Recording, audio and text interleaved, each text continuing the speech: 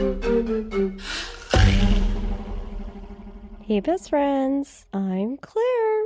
I'm Yana. Welcome to... Well, it's my best friend's book club. Well, that's incredible. Oh, hello, everyone. Look at that. Hello. Happy Thursday, or whatever day you decided to tune in. Hopefully I know Thursday. Y'all can't wait. Gotta be Thursday, right? That's when I tune in. Me too. As a first-time listener. I don't get exhausted by editing this at all. I don't either. Listen, friends, we have some visitors today. Don't worry, you won't hear them technically, hopefully. We have my sister's pug, who is loud. So if you hear some snorting or weird sounds, it's probably him. That's your warning for today. I'm going to make so many snorts and blame it on him. But shout out to Jimothy, because it's incredible. And in Jimothy we trust. In Jimothy we trust. Yana, what are we reading? Book Club for Troublesome Women. By Marie Bostwick. Good job. Thank you. Did you look that up? I didn't. Yana, before we get into this week's recap... Yeah, what do we have to do? Why don't you tell us something positive that happened? I fucking hate this game. In your life. I arrived here today. Before today. Damn it. I went to a wonderful sale today at a cooking bookstore, and I bought 4 new cookbooks. For next year? Perhaps. Potential. I don't know. I haven't decided yet, but I was very excited by these books. Do you ever add cookbooks on in the middle of the year? I do, but I've already done that this year, so I'm already maxed out at 4. And there's only 365 days in the year. Is that how that works? That is how that works. I had no idea. No, I didn't know if you knew. That's sometimes I have to do 2 recipes in a day. Smart, so... No, you're creative. Yeah, I can't do math. No, but you create. I would love to know what's something positive that happened to you this week. And one thing you would like to change about this week. I have a work trip to London. Oh. That's exciting because I don't have to pay for it. I would say that's positive. True. And I get to go do afternoon tea, which is one of my favorite activities of all time. Yeah. And something I would like to change this week is, my sister will never hear this, so I don't have any fears. Her dog keeps peeing in inappropriate places, and I would really appreciate it if that stopped. Listener, what's one positive thing that happened to you this week? And Keep it to yourself and don't email us. Yeah, we don't want to hear it. We don't want to hear about that. No, but if something negative has happened to you, please do share. Or if you want us to message someone your grievances because you're upset with them, tell us the story and we will reach out to them. I would love to do that. Me too, honestly. That'd be really fun, actually. Send us their address too. Claire, I would love if you would do me the honor of sharing with myself, since I don't really have memory, and our listeners, what happened last week. You get a car. Everybody gets a car. That would be so cool, though. I know, right? If Oprah did that, she can never do that now. Anyway, so last week, we spent a lot of time with Bitsy, and we found out that her and her husband, King, really got into it because she was able to treat a horse with a chronic illness where they usually put the horse down. And then Margaret couldn't open a bank account, even though the check was in her name, because she needs her husband's permission. And Charlotte's daughter, Denise, came to Margaret for advice on her Oxford essay. And she also shared that Charlotte spent some time in a psychiatric facility because of her non-biological father, Howard, who's a real jerk-off and cheats on Charlotte all the time. But Denise made Margaret promise that when she goes off to college, Margaret will take care of Charlotte because her husband sucks real hard. We end the chapters with all the Bettys at Denise's graduation party. Charlotte's nowhere to be found. She's upstairs talking to Lawrence, her painter man friend, who she kind of maybe has some spicy feelings for, but she's a married woman, and he seems to reciprocate such. Anyway, Charlotte's mom comes in there and is like, girl, you better get off this phone, and you better come see your guest. And also, if you have any kind of scandal in this family, you will be disowned, and we will not be on your side. The custody of Denise will go to Howard. That's how it ended, Yana. Cool. Cool. Keep on reading, everyone. Anyway, guys, we'll see you next week. See you next week. So thanks for tuning in. Yep, readers and non-readers, all y'all. Bye. Bye. We're so dumb. I know. Go ahead, Yana. Please tell us what happened this week. How much you want it, girl? So hard. Several things happened in these 50-ish pages. Some notable ones are as follows. Denise is at said party, like Claire just talked about. She's all super pumped that she's got this new camera her grandparents bought her. And it's like, OMG. She's walking around, taking photos, practicing when who does she spot? Good old stepdad Howard. Fucking Howard. And what's he doing? He is getting down. Trifling. With some lady. And she snaps a photo. Dun, dun, dun. We're going to put that in our back pockets. Because we talked about the sort of evidence that women need to divorce their husbands in the 1960s. They need very tangible evidence. And that feels like good evidence. So yeah, just remember this happened and we'll get back to it another day. Okay, so then we have Margaret and Walt heading home after this party. And Margaret finally just loses her shit on him. She's like, you're a bitch. And obviously, though, he will not apologize. He's just like, hey, I'm going to gaslight you and be like, you just don't get jokes. But you just don't understand my humor. You just don't get it. But their fight gets interrupted by news that Walter's father had some sort of medical emergency. And as they prepare Walt to go home to his dad, Walt's starting to have like a little bit of a life is short kind of moment. He's like, Margaret, I really didn't mean what I said. And he's like, my bad. And unfortunately, Walt's father passes away. R.I.P. And that starts now making Margaret kind of also feel that life is short. She is starting to kind of hate how much time writing is taking away from being a mother. So now she's like, I'm going to wake up super, super early, like 4:30, and get my writing done, my housework done, so I could be a mom. I thought of you the whole time because I was like, she would never. I would never. Never. No, I can't wake up. It's too hard. I'm also not a mother and I don't plan to be. So not that that's not okay. We're just talking about me specifically. But you're the most important one. You're the most important one. No, you are. So around this time too, Margaret continues to have the same reoccurring dream where she's kind of walking into the house she grew up in with a bag full of various items, and the house is spotless and organized for like a week, and there's food in the fridge, like everything is just like perfectly prepped. And she's walking around the house, she can't find her mother, she's searching for her, and she wakes up like she always does right before she opens her parents' bedroom door in the dream. And in this case, she now wakes up to Walt being back home, and they like do the nasty. And apparently we find out later, like in a super hot way for them. I mean, I feel like you made it sound more exciting than it even was. I mean, it just like, it happened. It was no lights out, but you know. She didn't ride a knife, but like shit went down. Okay, so her mom killed herself, and prior to doing so had really like prepared the family hot meals and like cleaned the house as if they'd be like, mom's dead, but it's okay because we have a week's worth of sleep. We're set for the week, so we're good. And I guess Margaret had been the one to find her.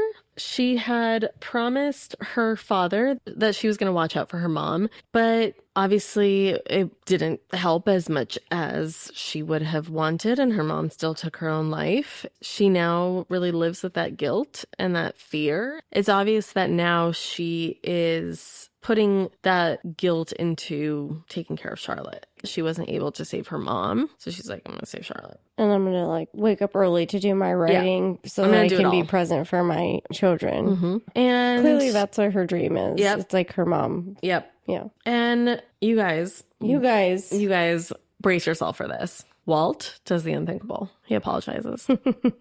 I was really happy. Really sincerely so. Yeah. Like, it was a sincere apology. He doesn't want to be his father. And he feels himself slipping into that. And for the first time, Margaret actually starts to also realize how much Walt sacrifices from his life for their family and how much he cares for their family and the pressure that's on him to take care of the family, the pressure that's on all men. Which we've been talking a lot about. But Margaret has finally come to see this.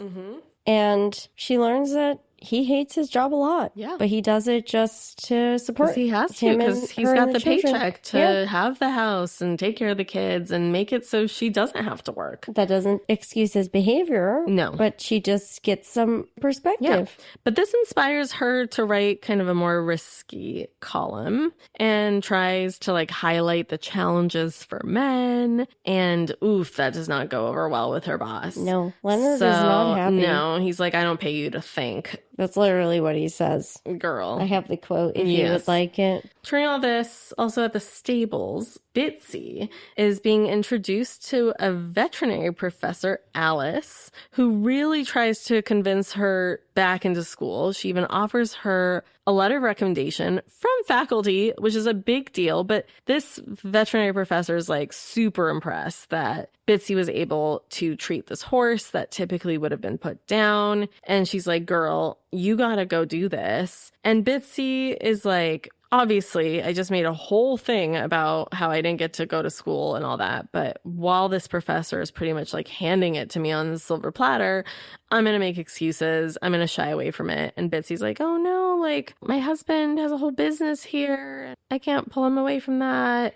Also like, hey, I'm pregnant, even though she doesn't really know that. It seems like she might really be, though. She might be, but like, has the rabbit died?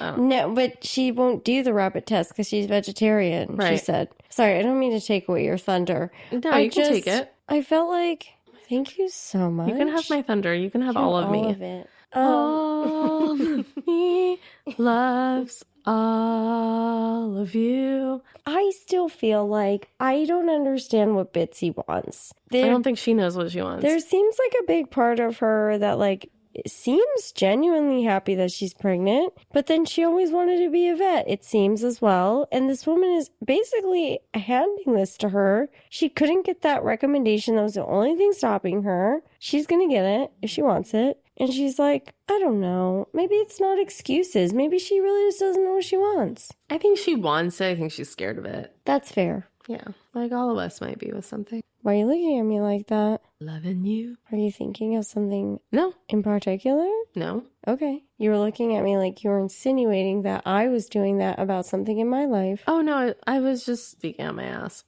Okay. That makes sense. Like I do. That's why it doesn't make sense. Yeah. But she ultimately does take the business card of this professor. But it doesn't seem like she's actually going to use it. I think she's going to end up using it, I think so, though. too. But so far, lots of excuses. I think she's going to have a miscarriage if she is pregnant. We'll see. Not that I wish that, just to be clear. But yeah, those are kind of like the highlights. What? Wait, no, you missed a big, big part. What did I miss? What? Did you not read it? Hold on. Husband steak have been made? Did you have dyslexia and flip the numbers? Not that there's anything wrong with dyslexia. I, too, have such. You read it to 40. 245. It's funny because I was like, I'm so good. I got so ahead of it. Oh, no. We've just been dicking around for like 3 hours and you don't even know what happened. Oh, no. I'm gonna need a 15-minute break. We'll be right back, listener, just as soon as Yana finishes these pages. Do, do, do, do, do, do, do. And we're back. Take it away, Yana. So Charlotte's drinking at a bar, and she's like calling Margaret all drunk, and Margaret's like, hey, I'm gonna come to you. And Charlotte's like, hey, surprise, Margaret, I met up with Lawrence, the artist. And Margaret's like, and Margaret's like, oh no. And she's like, don't worry, we just went to dinner. They didn't. They go to lunch. Wait, it says dinner. Keep reading. She's like, no, not to dinner. We went to lunch. Because that's the more appropriate thing for a married woman to do. Absolutely. But he's like, I can't come to lunch. You can meet me upstairs. For a quote-unquote business call. It's always a business call. So I can connect you with my curator. Yeah, but don't worry. When she goes upstairs, what's there? Just a bed and some champagne. There's a sneaky penis hiding behind a robe. And Lawrence is just in a robe. Inappropriate. She's a married woman, sir. He lured her into his bedroom in this hotel. And then Charlotte's like, maybe I should sleep with him. Maybe like I'll finally be like, you know, a well-known artist if I just sleep with him. Maybe it'll help her get ahead, even if it's not something she wants to do. But she's like, Margaret, my marriage is kind of a fake anyway. It's just for the money. Like he married me for my family's money. And he's always been cheating on me. And Margaret's over here like, hey, if you're unhappy in your marriage, why not get a divorce? And Charlotte's like, girl, my parents have made it very clear I cannot have a divorce. They are just going to cut me off. They're going to take my kids. But Margaret's like, who cares about money? And Charlotte's like, girl, please. Respectfully, Margaret, don't play that game with us, girl. Charlotte's like, girl, money buys power. So true, though. Yeah. You guys, it gets a little heated. Gets real heated. Yeah, no, it gets super heated. So then Margaret's like, hey, you're kind of full of shit. And then Charlotte's like, hell, what'd you say? And Margaret's like, you fucking heard me. You are a fake ass little bitch. They don't say it like this. This is the 1960s, but if we're translating to slang today, that's probably accurate. Yeah, because Margaret's like, girl, you are all on this like high horse about how women need to be all like all that and independent. And you don't need a man. But here you are. And you're like, I'm a fucking try and flirt my way to getting my art noticed. And I'm going to just like live with this husband who sucks. And then Charlotte's like, Margaret, please, you're just a nobody.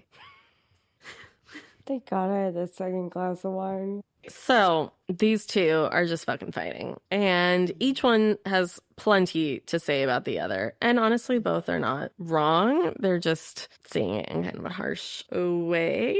But they're calling each other out on their shit, right? They're like, you want to be a writer, but you only write jokes, essentially.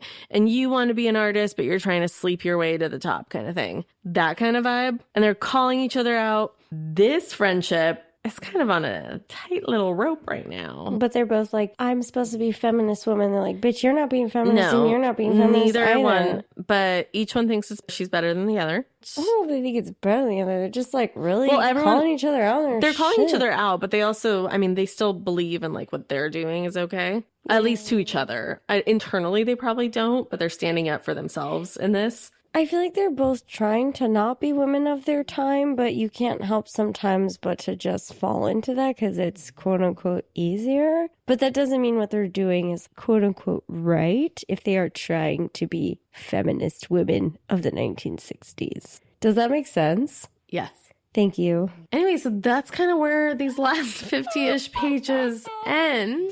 It ends really bad, though. We can start here in discussion. I mean, this part actually kind of pissed me off a bit because Charlotte's like fucking super drunk. And she's kind of been a little bit of a mess lately with like her daughter going off to college, Howard. She's been like a more emotionally heavy friend, which is fine. She got into that big thing with her mom at the party. Yeah, like that happens. Sometimes we all go through that cycle. And when you're besties with someone, you've got to carry some weight, you know, and it's a trade-off, right? That's the way like best friends go, right? Right. I got you.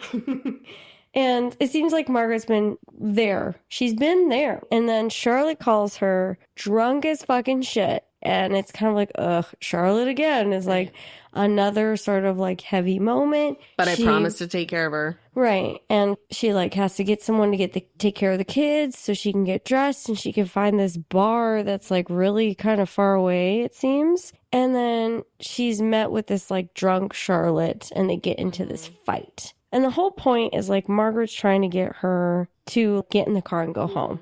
But they kind of keep getting into it. And Charlotte's like, I just want another drink. I just want another drink. That's why I was getting frustrated with her. I was just like, if I was Margaret, I'd be like, bitch, I'm going to leave you here. Maybe you don't get in this car right now.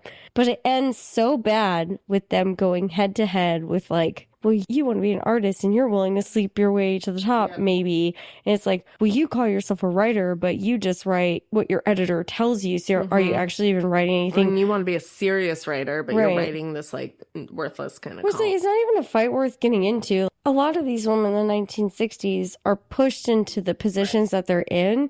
So instead of coming together on these topics and finding a way through them, they're just kind of attacking each other, which is fine, right? Like, it's late, Charlotte's drunk, Margaret's probably agitated. So it's probably just like a bad friend moment. I'm sure neither of them really mean it that way, but it ends so bad that Margaret's like, she actually says, I'm sorry, which I was shocked about. I'm not sure I would be big enough to be like, sorry. And she's like, please get in my car. Let's go home. And Charlotte says, I'd rather walk every step of the way than spend one more minute with you.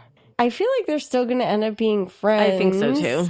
But like, it was such a bad fight that they didn't want to be around each other, or at least Charlotte didn't want to be around her. So, guys, gals, peoples, if you don't want to be around us anymore, email us. I feel like that's just natural, though. When you're in best friend relationships, sometimes it's inevitable that you'll have a blowout at You some and I never point. have. Nope, absolutely not. We've been solid and perfect. No breaks. They're both probably very frustrated by the situations that they're in independently. But that's also probably like a good sign of a true lifelong friendship, that they do have this kind of fight. Yes, we talk about this a lot. It's unnatural to not fight at all. Yeah, that's crazy that you and I have never. I know. We never fight. Never. We're the bestest of friends you ever had. Yeah. You bitch. Smooth sailing. If anything, I think it'll push them both to actually like evaluate what they're doing. Right? Yeah. I so wonder what's going to happen with Margaret with her column. Yeah. I think I was saying before, maybe she'll take her skills elsewhere, but I kind of am thinking now that guy that really liked her, the like, I don't know if he's a CEO or whatever of the Women's Place magazine, the one that really liked her. I wonder if he'll come across some of the disregarded articles that Leonard, her current boss. that he's like, I don't pay you to think. And he'll be like, this is great. You know, should we do something with this? Yeah. Kind of edgy, more controversial, make people like talk. The real and housewife. I have the quote. Do you want it? I would love it. This is what Leonard said. Honestly, the audacity. Sounds about right, though. You're not paid to think! Exclamation point. You're paid to write, and to write what I tell you to write. Obviously, Miss Ryan, you think you have something to say. You're wrong. And even if you weren't, nobody wants to hear it. So either get with the program, or I'll find someone who will. Am I making myself clear? I feel like this is like one big topic, though, in this set of pages. So you have Margaret, who's like getting yelled at by her editor, being told not to think. Then there's this thing with her mom. I mean, her big complaint in her marriage was that she wanted, quote unquote, more, is what she called it, the mom. And when the dad was like, what does more mean? She couldn't define it. But it was really her saying that she didn't just want to be a housewife. She wanted to do other things like Margaret's writing and But as hard as it is for Margaret to say it in the 60s, it would have been so much harder for her mom to say it. For sure. So she couldn't like articulate what more meant. It feels like that's kind of why she decided to end her life, because she was just so very unhappy. And then the third bucket was when Walt is visiting his family, his dad dies.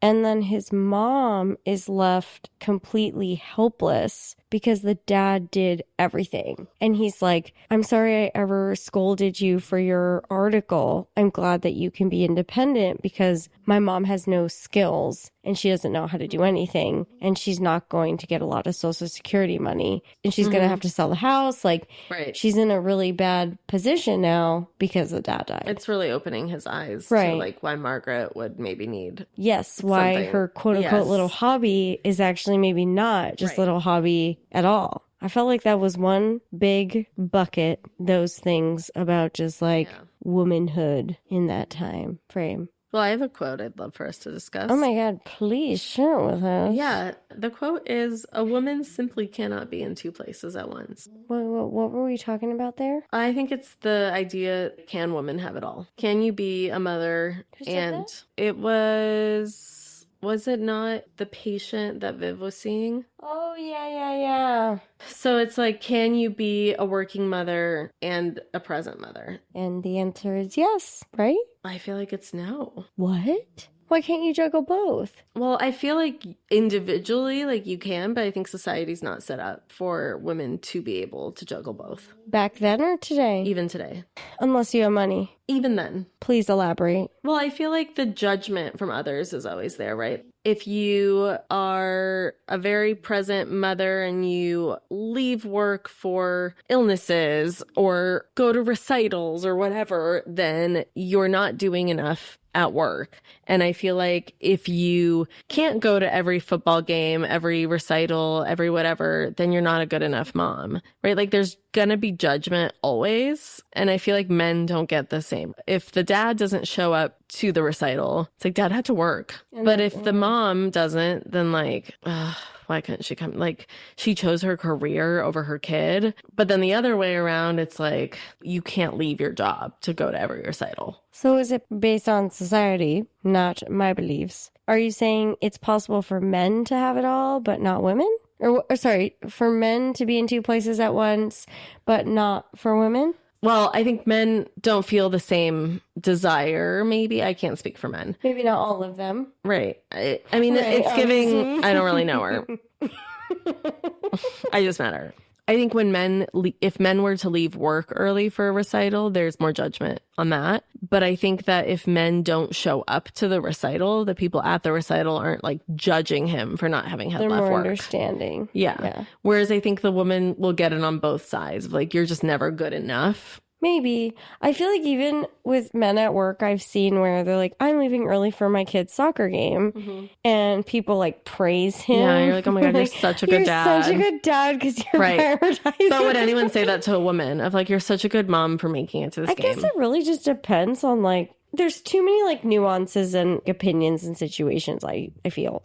So if you could just totally remove society's opinions and judgments, then I think everyone can have it all. Yeah. And it's like you just have to, I mean, honestly, you shouldn't give a fuck what people say anyway. No, but you could lose your job. True. Like Margaret's on the cusp of such, right. It seems. And, because, yeah. You know, I'm just like, fuck them. And you're like, well, your job, you're Charlotte right now. I mean, just the fact that like in this country, we don't have maternity leave, right? You from the very beginning cannot have it all. We do have maternity leave. In Washington. Not in all states? Mm-hmm. Really? Mm-hmm. Oh my God, I didn't know that. Yeah, 12 weeks family leave is a Washington thing. No, every state must have maternity leave. It's by company. No, let's look it up. I was just listening to it even on a podcast today where like people call in with their therapy stuff and the therapist answers. And this woman's like, my organization only gives 5 weeks. And I can't apply for disability for the family leave because there's not actually disability for me to leave. Like, she has to go back to work after 5 weeks. Shut the Well, that's still maternity leave, though, isn't it? 5 weeks? I mean, I'm not saying that's a lot. But that's not even enough to heal from a C-section. Right. I just feel like from the beginning, you're not set up to have it all, right? Like, especially as a woman, if you had to, like, give birth to the child.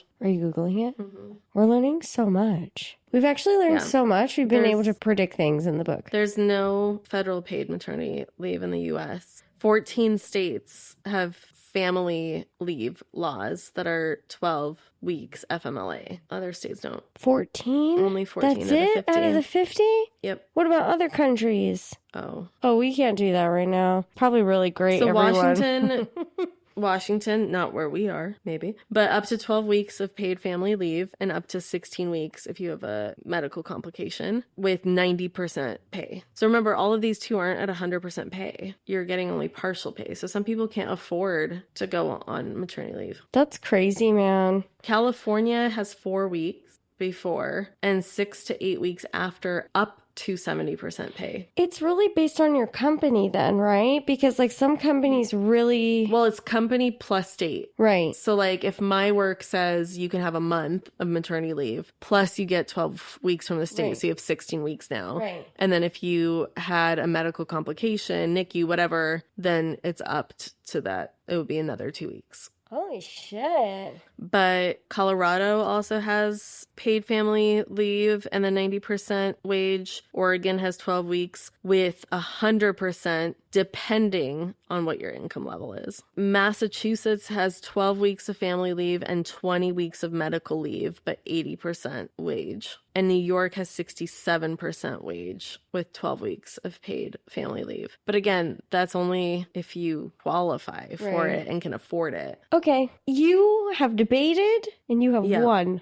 So it's not even so much that like you get that time. You legally cannot lose your job in those 12 weeks. Because you've gone on this leave. But it's not like, it's like, here you go, you get this time now to be with your baby. Right. It's like, we just can't fire you now for those 12 weeks. I don't know how to make anything better. And it must have been so much worse in the 1960s. This is very upsetting, everyone. And then with countries like Estonia, Bulgaria, Norway, and Sweden. Okay, we are going outside of the U.S. Very good. Estonia has 82 weeks. Oh, shit. With 100% pay. Wow. Bulgaria has 58 weeks with 90% pay, and their leave is able to start 45 days before you give birth. Norway has 49 to 59 weeks with 100% or 80%. And Sweden has 68 and a half weeks. That's 480 days. And it's 80% pay for the first year and a couple weeks. And it is use it or lose it for both parents in Sweden. So, guys, if you want to have a family. So for Sweden especially, gives 480 total days, and then each parent is given 90 days of non-transferable because they call it the daddy quota, which is trying to incentivize fathers to share childcare duties. Oh, I love that. And that's only Sweden. I like that it's called the daddy quota. Yeah, daddy. I feel like we could do a lot with that. And then in Spain, fathers also get 16 weeks at 100% salary. So it's really just us. We suck. Of the like... But we are like the most wealthiest. We're the wealthiest, but we don't really put that money into... we work for it, right? Like we die for it. We sacrifice a lot for it. Yeah. We live to work instead of work to live. Right. And then a lot of times that fucking backfires on us when you actually need help from your state or your government. Yeah. Japan and South Korea give up to a full year of job-protected parental leave. However, the cultural stigma there is very like anti-men going to use that time and stay home. They want the men to go to work? They want the men to go to work. Yeah. You're judged if you take that time. Yeah. We need to stop judging people, everyone. But I mean, like, my mom had so much time. I was born in like collapse of the Soviet Union, y'all. Here she is, everyone, shining bright. Yeah, Russia in 1990 had the most progressive and longest maternity leave framework in the world. What was it? Women received 100% of their salary for 56 days before giving birth and 56 days after, and then partially paid up to 18 months. And then if you wanted after that, you could take unpaid up to 3 years. Holy shit. Can you imagine? Honestly? The 1990 law, that's when I was born because I'm super young. The 1990 law expanded job protection, allowing mothers to stay home for up to 3 years without losing their jobs, seniority, or Social Security benefits. Dude, this is making me think like, if I had these opportunities available to me, would that change my perspective about having kids? Well, it's funny you say that because I guess like that's part of why Japan changed their rules is because they have a declining birth rate. We have like the most declining birth rate. Right. But they're like, hey, maybe if we make this easier on parents, then people would have kids. It does make you wonder though, doesn't it? We're not set up to help families. I mean, we're not even really set up to help the individual either. That's fascinating. Good talking point, Yana. You're so smart. God, I'm incredible. Everyone, Yana's the backbone of this podcast. Literally, I do it all. Her? You guys, this would never make it out every Thursday if not for me. It's not like she came prepared with the reading this week. You know, she absolutely read all the pages this week. Hey, Claire. Yeah. Last week, did you remember we had to record? Yes, I did. Did you now? No one will ever believe you. It's my word against yours. I got the date mixed up. I have receipts in my text messages. You would never use my receipts against me. I would definitely do it. Listen, I'm actually surprised this far, and this is the first time anyone's messed up how far they've read. Especially because when I was looking at your notes this morning, you have 202 to 254. No, I absolutely do see that. I wrote the right... The thing is, too, that I wasn't even doing this like last minute this morning. I read like a few days ago. That's what makes it so funny, is that you did it so early. When you first texted me that we could record, I was read, but I apparently still had 10 pages left I didn't know about. That's okay. I was like so proud of myself for like being prepared. I was like, I did my homework. Claire can be so proud of me.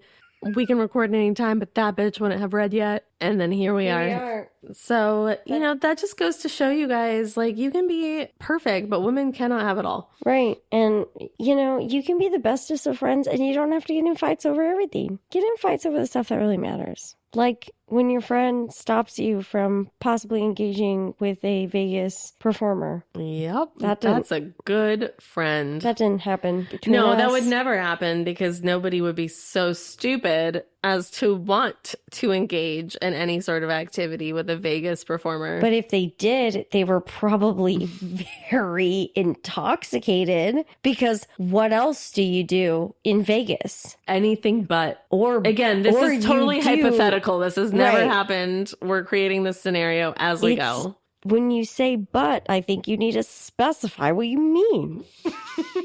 Ass. The badonkadonk.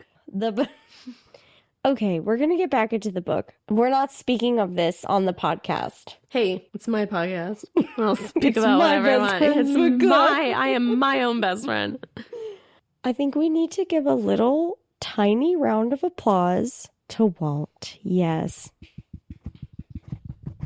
He let us down a lot. In the last episode, we told him, fuck you. And in this episode, we gave him that. Because I still feel like fuck you at the end of the day, because he's still a man. I'm optimistic because not only did he recognize his actions, but he actioned. He stopped drinking. He became more present with the children. He became more present with Margaret. They watch shows together now. What do they watch? What was that show? The talk show? The Van Dyck or Walt? What's it? The Van Dyck. It's the Dick Van Dyke Show. I was very close. Van Dyck. And he talks to her about the books that he's reading too. So they're like reconnecting, and he's making an effort to reconnect with her instead of it feeling so, maybe not feeling, maybe big, so one-sided. So round of applause to Walt. Yana's still skeptical. I can see it in her eyes. I mean, I'm just like waiting for the other shoe to drop. But I do kind of believe it was a very sincere apology. I will give him that. I believe in Walt and Margaret. I don't believe in... It's so wonderful. I don't believe in Howard and Charlotte. That's not going to work. Viv and Tony are going to be great. Margaret and Walt are going to be great. Bitsy and King? Yeah, I don't know. Not sure. I think King has too big of an ego, and he's going to try to get in her way of becoming a vet and possibly a mother along. He's going to be like, you can't do both. Right. I think she, like we were talking about before, you can if you can get through societal judgment and the judgment of your husband. That's all I have to say about that. Did you have something? No, you covered it. What was it? No, you got it. I feel like you're lying to me. Why are you being weird? Oh, we always joke around about how I don't have any talking points. Oh, but I So I feel like you got it. And I was pretending I did, but I didn't. Oh, I'm sorry. I didn't get it. I didn't even know we read this far. I'm so sorry. I'm still trying to make sure I understood everything I just read in 5 seconds. The last thing I have is, we talked about this in the previous episodes. We were talking about how women cannot divorce their husbands in the 1960s without substantial, tangible evidence. Right. Which, I feel like if we hadn't read that, we wouldn't have caught on to this moment here. The taking a photo? Yeah, where Denise had her, graduation camera. She's just going around snapping bullshit. Then she sees fucking Howard. I got a quote. Are you ready? Yes. Denise stopped short. There was a woman who had her head tilted back and her eyes closed. Howard's face was lowered into her décolletage. That's her breasts, as Yana has said. Her breastises area? His features impossible to see. He raised her skirt to her waist, stroked her thighs, coaxed them apart, slipped his hand into the cleft. Howard lifted his head. Denise lifted her camera. The woman moaned. Click. Click. Click. XOXO. Gossip Girl. I'm so excited for this photographic evidence, and I feel like it's gonna save Charlotte from her terrible marriage. I also want to say, I guess this might be a bit of a hopeless romantic inside of me, Anna. She's still in there. I was kind of hoping that Lawrence wasn't bad. I was hoping that maybe he, really cared for her and wanted to truly be with her. But then after what he attempted, he just feels like just another guy trying to, Classic, though. I mean, yes, but I just want something good for Charlotte. I feel like she's having a real hard time. That's all. I just want her to be loved because she seems like she wants to be loved by a man. Unrelatable. I mean, I'm right there with you, but I just want what people want, okay? That's why when I read these spicy books and these women engage in some sexual activities that I feel like my body could not participate in, but if they're happy, I'm happy. You did a good job reading today, Anna. Thank you really, you so really much. did. We didn't sit here at all and watch your beautiful little precious moments eyes read 12, 14 pages. Yana, what's your food rating for these set of pages? Yeah, given that there's a slight chance I didn't realize I had a few more pages left before I stopped. That didn't happen. No, not at all. But just in case it did. Yeah, in case. I was thinking when you make boxed mac and cheese. I love boxed mac and cheese. And you're like, God, this shit's delicious. Yeah. I'm sobbing. I might eat some now. I know. And you go eat it. Oh. And you're like, you go eat it. And you're like, God, that's delicious. And I really wish I had some more. But it's too bad I don't. And then you go to put your bowl away and you're like, holy shit, there's still a couple spoonfuls in this pot. That's very exciting. And you are like, wow, I get to eat that now. And who cares that the box says 2.5 servings? Yeah, it's actually for one whole person. I'm just saying, it's very exciting when you're excited. And then, you're disappointed because you think you're all done, but then you realize you get more. Yeah, okay. What's your food rating? Can I give you a hack for mac and cheese box night? Yeah. You and listeners, I know you all care. If you hard boil 1 to 2 eggs, and then you cut them up and put them in there, it makes them so creamy and You hard boil it first? Yeah, you hard boil the eggs. You obviously make the boxed mac and cheese. Once the boxed mac and cheese is done, you cut up the eggs and you put it in there and you mix it all about. And then it's hella protein and it's more filling and it's creamy and delicious. Just try it. Listen, it's just a protein hack and I love eggs so intensely inside of my body. Give it a try. That's so much protein. Okay, I'm ready. I'm ready. Okay, what's yours? Ready to be delicious. That's so yum. I'm gonna maybe have some. I really want a Taco Bell, but I can't have the lettuce. Yeah, guys, your food rating can't be lettuce. Nothing fresh. No, unless it's the head they said, and you take off some of the outer pieces. Yeah, but still, maybe don't risk it. You guys, this is a great time to also remember to support your farmers markets because you're not gonna get this at a farmers market. That's only stores. Incredibly true. Yeah. But our best friend Taco Bell is doing its best with this. Taco Bell, we support you and we love you. Sponsor us, so you can still sponsor us. It also is remarkable how much of the world eats and loves Taco Bell for us to be where we are today. So God bless America. God bless America. That's the most patriotic I've ever felt. So my food rating is, I'm going to say a ginger chew. It's gooey. There's a lot that needs to happen in your mouth and your taste buds to process that ginger. And there's always a little bit of bitterness. And I kind of felt like that's how we ended these pages. There was a lot of goodness. There was a lot of complexity. But there was an undertone of that sharp ginger with the fight between Margaret and Charlotte. I didn't like that. I'm sad for them. I'm sure they'll find their way. I think it's also beautiful that, times like these can really cause a lot of nausea. but then you have some ginger and it clears shit and you're up. good. And so I would think that's a great little metaphor for their friendship. Yes. Because, they're having a little hiccup. Little tiff. Little tiff. Little tiff. But they might end up in a much better place on the other side. That's right. And that is Friendship Lessons with Yana. And Claire. Oh, yeah. Okay. That was my food rating. Like, yeah, that's my podcast. We're about to have our first fight, everyone. I'm walking home. Go for it. I'm here already. All right. Are you reading anything fun? Or is it the same thing all over again? I'm still reading Brimstone. God damn it. I had to pause it, okay? My sister's here. I have the trip to London. My focus is this book. And I had to read Game On. That's it. What about you? Don't be mean. I'm still in the same book. Okay, so what is it? No, Heart the Lovers? See, I remember. It's Heart the Lover. A quart of beer. Are you done? Yes. Okay, it's Heart the Lover. I'm still enjoying it. Good. Damn it, Janet. Damn it, Janet. I love that movie. Yeah. Name that movie. Rocky Horror Picture Show. Good job, Yana. Thank you. So, this is that awful time where we start to climb down. Take 3 breaths in with us. Because that was really fun. And hit that follow button really hard with your finger, whichever one you have available to you right now. Poke it real hard. And then after you poke that follow button, you need to take another finger and even harder. Shove it up your butt. So hard. Tap that 5-star. Like. There is redemption for Walt. Like you too believe in Taco Bell for president. Even if the lettuce needs to be removed. Because who really needs lettuce with their Taco Bell? No one's coming to Taco Bell for their lettuce. That's just like someone who put a little bit of sugar on top of your cookie. You don't really need it, right? Who puts sugar on top of their cookies? Like a sugar cookie. Oh, well, that's very different.